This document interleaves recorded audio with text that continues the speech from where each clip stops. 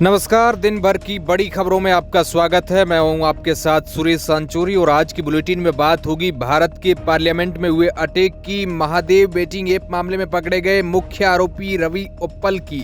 मुख्यमंत्री पद की शपथ से पहले छत्तीसगढ़ में नक्सलियों द्वारा किए गए ब्लास्ट की। साउथ अफ्रीका के खिलाफ रिंकू की लाजवाब पारी की और गुजरात से मिले आम आदमी पार्टी को झटके की। और इसी के साथ बात करेंगे अयोध्या में बनने वाले श्री राम इंटरनेशनल एयरपोर्ट की। धीरज साहू के घर मिले 351 करोड़ के बाद होने वाली खुदाई की। वर्ल्ड कप हार के बाद पहली बार बोले कप्तान रोहित शर्मा की। सुखदेव सिंह गोगामेडी हत्याकांड में सामने आए चौंकाने वाले नाम की। अपने ही पड़ोस में रहने वाले बुजुर्ग को 22 बार हमला कर बुरी तरह से मारने की। इसी के साथ देश में होने वाली क्राइम की अहम खबरों की। और इस बुलेटिन के अंत में बात करेंगे नोएडा के एक युवक की जिसने अपनी ही क्रेडिट कार्ड से दिलाया था फोन, फिर ईएमआई मांगी तो दोस्त ने कर दी हत्या।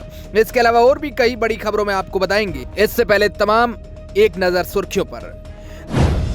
दिल्ली पुलिस की क्राइम ब्रांच के हत्थे चढ़े श्री राष्ट्रीय राजपूत करणी सेना के अध्यक्ष सुखदेव सिंह गोगामेडी की हत्या के 2 शूटर समेत 3 आरोपियों की जांच में एक चौंकाने वाला नाम सामने आया है। उसने न सिर्फ शूटरों को हथियार मुहैया करवाए थे बल्कि उन्हें इस वारदात को अंजाम देने के लिए तैयार भी किया था। इस शातिर अपराधी का नाम वीरेंद्र है जो इस हत्याकांड की जिम्मेदारी लेने वाले रोहित गोदारा का शागिर्द है।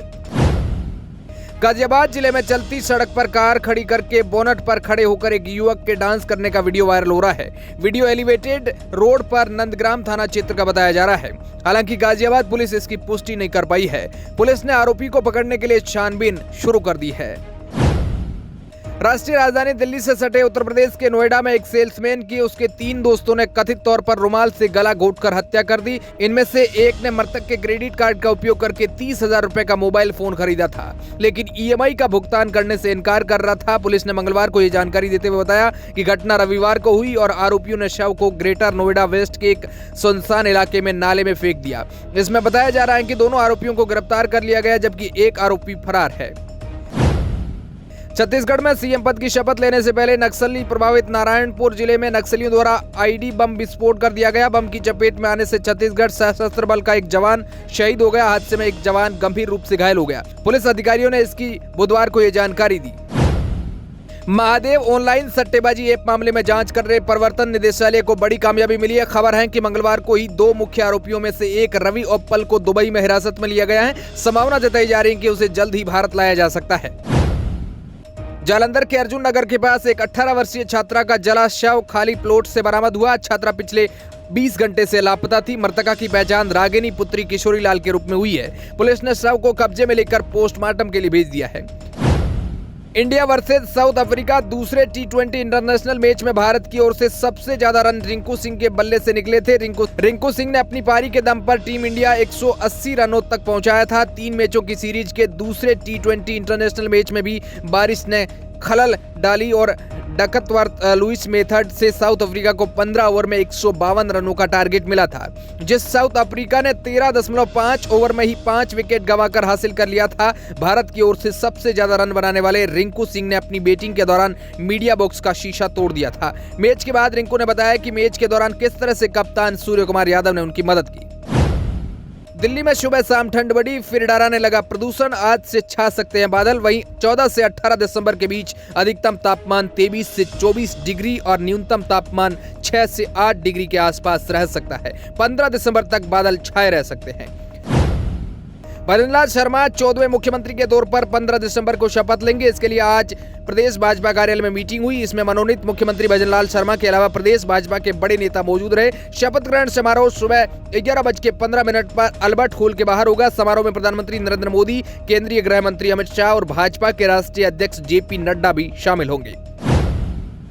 श्री राष्ट्रीय राजपूत करणी सेना अध्यक्ष सुखदेव सिंह गोगामेडी हत्याकांड के चश्मदीद और हमले में घायल अजित सिंह ने भी मंगलवार रात दम तोड़ दिया। अजित गोगामेडी के परिचित थे जो वारदात के वक्त मिलने आए थे और कमरे में मौजूद थे। बदमाशों ने उनको भी 3 गोलियां मारी थी। पूरे पार्लियामेंट में धुआं। कैसे 2 जिन्होंने मिलकर पार्लियामेंट को किया भंग, क्या वे वही पन्नू के द्वारा दिए गए पार्लियामेंट अटैक का संदेश है? इस पूरे मामले को जानने के लिए बने रहना हमारे इस वीडियो के एंड तक, ताकि बड़ी खबरों में हम आपको इसे आसानी से बता पाए। लड़की को साथ भगा ले जाने पर एक लड़के की मां को बड़ा भारी खामियाजा भुगतना पड़ा। इस मां को कथित तौर पर इलेक्ट्रिक पोल से बांधकर उसके कपड़े उतारे गए और फिर सबके सामने परेड कराई गई। घटना के दौरान पीड़िता पर हमले भी किए, जिसकी वजह से उस गंभीर चोटें आई। ये मामला कर्नाटक का है, 7 लोग गिरफ्तार है। कांग्रेस सांसद धीरज साहू से जुड़े ठिकानों से केस और गोल्ड का जखेरा मिलने के बाद अब उनका रांची का घर आयकर विभाग की रडार पर है। साथ ही इस मामले में अब प्रवर्तन निदेशालय ईडी की एंट्री के भी कयास लगाए जा रहे हैं। रिपोर्ट के अनुसार ईडी मनी लॉन्ड्रिंग के एंगल से पूरे मामले की पड़ताल कर सकती है। वहीं आज तक की रिपोर्ट के अनुसार अब तक साहू के रांची के रेडियम रोड में स्थित घर की आयकर विभाग तलाशी ले रही है। इस घर की खुदाई भी हो सकती है, क्योंकि इतनी बड़ी बरामदगी के बाद संदेह जताया जा रहा है कि साहू ने इससे भी बड़ा खजाना छिपा रखा हो। हरियाणा के जींद में नरवाना में यूनियन बैंक के मैनेजर और अन्य कर्मचारियों ने बेरोजगार को लोन दिलाने के नाम पर 1 करोड़ रुपए की ठगी की। इसमें नरवाना शहर थाना पुलिस ने बैंक मैनेजर समेत 4 लोगों के खिलाफ धोखाधड़ी का मामला दर्ज कर जांच शुरू कर दी है। सीएम पद की शपथ लेने से पहले मुख्यमंत्री विष्णुदेव साय गायत्री नगर स्थित जगन्नाथ मंदिर पहुंचे, जहां उन्होंने भगवान जगन्नाथ की पूजा अर्चना कर आशीर्वाद मांगा। इस दौरान रायपुर उत्तर से विधायक पुरंदर मिश्रा भी मौजूद रहे। इसी के साथ आपको बता दें कि रायपुर के विष्णु देवता ने छत्तीसगढ़ के मुख्यमंत्री पद की शपथ ले ली है। हरियाणा के नारनौल में साइबर थाना पुलिस टीम ने सोशल मीडिया के माध्यम से दोस्ती का झांसा देकर लोगों से ठगी करने वाले गिरोह का किया पर्दाफाश। कुरियर डिलीवर करने के माध्यम से 5,15,000 रुपए का ऑनलाइन फ्रॉड करने के मामले में साइबर क्राइम थाना पुलिस ने 4 आरोपियों को गिरफ्तार किया है और 19 करोड़ से ज्यादा का किया है फ्रॉड। उत्तर प्रदेश के जनपद कासगंज में डीजे पर डांस करते करते एक 18 वर्षीय युवक सुमित अचानक गिर गया और उसकी मौके पर ही मौत हो गई। घटना की जानकारी होते ही परिजन उसे डॉक्टर के पास ले गए, जहां उसका मृत घोषित कर दिया गया। अचानक हुई इस मौत से परिवार में कोहरा मचा हुआ है। घटना की सूचना मिलते ही पल भर में खुशियां मातम में बदल गई। डॉक्टर हार्ट अटैक से मौत की संभावना जता रहे हैं। वहीं अब बात करें बड़ी खबरों की, तो जिसमें सबसे पहले भारत के बड़े फ्रॉड की, तो आपको बता दें कि महादेव बेटिंग एक मामले में प्रवर्तन निदेशालय ईडी को बड़ी कामयाबी मिली है। दुबई पुलिस के 2 मुख्य आरोपियों में से एक रवि उप्पल को अरेस्ट किया है। जल्द ही उसे भारत प्रत्यार्पित किया जा सकता है। रवि 6,000 करोड़ रुपए के एक मनी लॉन्ड्रिंग केस का कथित मास्टरमाइंड है, जिसमें छत्तीसगढ़ के निवर्तमान सीएम भूपेश बघेल का नाम भी आया था। सूत्रों के अनुसार उप्पल की गिरफ्तारी ईडी की ओर से जारी रेड कॉर्नर नोटिस के चलते हुई दुबई के अधिकारियों ने भारत को खबर कर दी है। वे रवि के प्रत्यक्षण के लिए तैयार है। महादेव का दूसरा प्रमोटर सौरभ चंद्राकर भी जल्द यूएई में दबोचा जा सकता है। गिरफ्तारी के बाद उसे भी भारत को हैंडओवर किया जाएगा। ईडी ने रायपुर की स्पेशल कोर्ट से इन दोनों के खिलाफ गैर जमानती वारंट लिया। उसके बाद अक्टूबर में इन दोनों के खिलाफ रेड कॉर्नर नोटिस जारी हुआ था। आपको बता दें कि रवि की गिरफ्तारी से महादेव ऐप मामले में नया मोड़ आया है। आरोपियों में से एक का यह आरोप है कि ऑनलाइन सट्टेबाजी ऐप के प्रमोटरों ने कांग्रेस के नेताओं को 500 करोड़ रुपए की रिश्वत दी थी। यह छत्तीसगढ़ चुनाव में एक बड़ा मुद्दा बन गया था। बीजेपी ने इसकी मदद से चुनाव में कांग्रेस को हराने में सफलता पाई है। खुद प्रधानमंत्री मोदी ने भी महादेव को भी नहीं छोड़ा जैसे नारे दिए, जो पूरे अभियान में गूंजते रहे। चुनाव के बाद के विश्लेषण से पता चलता है कि शायद कांग्रेस की करारी हार में इस मामले का योगदान हो सकता है। अयोध्या में श्री राम लला का मंदिर बनकर लगभग तैयार हो चुका है, इसलिए जनवरी में प्राण प्रतिष्ठा का भव्य कार्यक्रम भी तय हो गया, जिसमें प्रधानमंत्री नरेंद्र मोदी सहित कई बड़े नेता, कलाकार, खेल जगत से आरएसएस प्रमुख और अन्य लोग शामिल होंगे। अयोध्या के राम मंदिर में 16 जनवरी से 24 जनवरी के बीच भव्य प्राण प्रतिष्ठा का आयोजन किया जाएगा। ऐसे में अयोध्या नगरी में श्री राम के नाम से हवाई अड्डा बनना बेहद रोमांचक है। आपको बता दें कि तय कार्यक्रम के तहत प्रधानमंत्री इसका उद्घाटन भी करने वाले हैं। इसके अलावा प्रधानमंत्री मोदी 25 दिसंबर को अयोध्या एयरपोर्ट का उद्घाटन करेंगे। 15 दिसंबर तक काम पूरा करने का आदेश दिया गया है। अयोध्या इंटरनेशनल एयरपोर्ट का नाम श्री राम अंतर्राष्ट्रीय हवाई अड्डा है।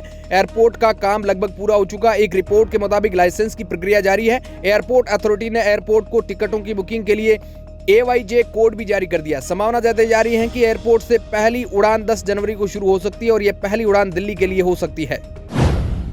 रोहित शर्मा ने वनडे वर्ल्ड कप में मिली हार पर पहली बार खुलकर बात की। वनडे वर्ल्ड कप में हार के बाद रोहित शर्मा को पता नहीं था कि उस हार की निराशा में वे कभी उबर सकेंगे या नहीं, लेकिन अब फैंस के प्यार ने उन्हें एक बार फिर से टॉप पर पहुंचने का प्रयास करने के लिए प्रेरित किया। रोहित ने यह भी नहीं बताया है कि वे किस टॉप की बात कर रहे हैं, लेकिन समझा जाता है कि वे अगले साल अमेरिका और वेस्टइंडीज में होने वाले T20 विश्व कप में भारत की कप्तानी के बारे में सोच रहे हैं। फाइनल तक रोहित के लिए बतौर बल्लेबाज और कप्तान वर्ल्ड कप का सफर शानदार रहा, लेकिन 19 नवंबर को फाइनल में ऑस्ट्रेलिया ने भारत को हराया। फाइनल की हार के बाद रोहित मैदान से निकले तो उनकी आंखें भरी हुई थी। वह इस दर्द को भुलाने के लिए ब्रेक पर इंग्लैंड चले गए थे। रोहित ने इंस्टाग्राम पर अपने फैन पेज पर लिखा, पहले कुछ दिन तो मुझे समझ नहीं आया कि इसमें कैसे मैं उभरूंगा। मेरा परिवार और दोस्तों ने मेरा हौसला बनाए रखा। हार को पचाना आसान नहीं था, लेकिन जिंदगी चलती रहती है और आगे बढ़ना आसान नहीं था। उन्होंने टीम के शानदार प्रदर्शन को समझने और सराहने वाले फैंस की तारीफ की। उन्होंने कहा, लोग मेरे पास आकर कहते थे कि उन्हें टीम पर गर्व है। मुझे बहुत अच्छा लगता है, उनके साथ मैं भी दर्द से उबरता गया। मैंने सोचा कि आप तो यही सुनना चाहते हैं। उन्होंने कहा, लोग जब समझते हैं कि खिलाड़ियों पर क्या बीत रही होगी और वे अपनी हताशा या गुस्सा नहीं निकालते हैं तो ये हमारे लिए बहुत मायने रखता है, क्योंकि लोगों में गुस्सा नहीं था। जब मिले उन्होंने प्यार भी बरसाया। उन्होंने कहा, इससे वापसी करने और नए सिरे से आगाज करने की प्रेरणा मिली है। एक बार फिर टॉप पर पहुंचने की कोशिश करनी है। 13 दिसंबर 2001 को लोकतंत्र के मंदिर को आतंकियों ने निशाना बनाया था। लश्कर-ए-तैयबा और जैश-ए-मोहम्मद के 5 आतंकियों ने संसद भवन पर हमला किया था। इस हमले में 9 लोगों की मौत हो गई थी। मरने वालों में दिल्ली पुलिस के 6 जवान, संसद सुरक्षा सेवा के 2 जवान और एक माली शामिल थे। वहीं हमले को अंजाम देने आए आतंकियों को ढेर कर दिया गया था। संसद में शीतकालीन सत्र चल रहा है। संसद भवन में मौजूद थे। किसी बात को लेकर पक्ष और विपक्ष में जबरदस्त हंगामे के बाद दोनों सदनों की कार्रवाई 40 मिनट के लिए स्थगित की जा चुकी थी। लेकिन इसी बीच संसद के बाहर गोलियों की तड़तड़ाहट ने सिर्फ संसद को ही नहीं बल्कि पूरे देश को झकझोर कर रख दिया था। देश में लोकतंत्र के सबसे बड़े मंदिर पर आतंकियों ने हमला बोल दिया था। हालांकि उस वक्त हमारे जवानों ने खुद की जान जोखिम में डालकर उन्हें बाहर ही रोक लिया था, जिस वजह से पार्लियामेंट सुरक्षित रहा। इस बुधवार 13 दिसंबर को संसद पर हमले की 22वीं बरसी है। संसद हमले की बरसी पर संसद की सुरक्षा में चूक का मामला सामने आया। संसद की कार्रवाई के दौरान 2 व्यक्ति दर्शक दीर्घा से अचानक लोकसभा सांसदों की सीट पर कूद गए। हालांकि सुरक्षा कर्मियों ने दोनों संदिग्ध व्यक्तियों को पकड़ लिया। संसद की कार्रवाई स्थगित होने के बाद सांसदों ने इस घटना को डरावना बताया। ठीक 22 साल बाद इसी तरह की दहशत दिखाई दी। अब तक की जानकारी के मुताबिक संसद की सुरक्षा में सेंध लगाने वाले 4 में से एक शख्स की पहचान महाराष्ट्र के लातूर के रहने वाले अमोल धनराज शिंदे के रूप में हुई। आखिर उसने इस घटना को अंजाम क्यों दिया? ऐसा करने के पीछे चारों का क्या मकसद था? पकड़े गए चोर आरोपियों का आपस में क्या लेना देना है? ये वो सवाल है जिनका जवाब तलाशने में संसद मार्ग थाना पुलिस जुटी हुई है। राजस्थान विधानसभा चुनाव के बाद सीएम पद को लेकर चल रहे सस्पेंस मंगलवार को टूट गया। प्रधानमंत्री नरेंद्र मोदी ने एक बार फिर चौंकाया। राजस्थान के मुख्यमंत्री के तौर पर भजनलाल शर्मा के नाम पर विधायक दल की बैठक में सहमति बनने के बाद सोशल मीडिया पर तरह तरह के मीम्स वायरल हो रहे हैं। कुछ लोग भजनलाल से जुड़े मीम्स शेयर कर रहे हैं तो कई वसुंधरा राजे, अशोक गहलोत का मजाक बना रहे हैं। राजस्थान में सीएम पद भजनलाल शर्मा के नाम की घोषणा होने के बाद लोगों ने सोशल मीडिया पर अपने तरीके से मजे लिए। इस दौरान एक यूजर ने वसुंधरा राजे और गहलोत की फोटो शेयर करते हुए लिखा, इस जोड़ी की परंपरा टूट गई। आखिर एक बार राजे को बना देते तो बराबरी हो जाती। वहीं एक दूसरे यूजर ने बीजेपी को भजनलाल को पानी में डूबने से बचाते हुए दिखाया। पास ही में वसुंधरा राजे और बालकनाथ को डूबते हुए दिखाया। एक अन्य यूजर ने लिखा, हे प्रभु ये क्या हुआ। तो दोस्तों आज की इस खबर में बस इतना ही। मिलते हैं किसी नई वीडियो में, तब तक के लिए धन्यवाद।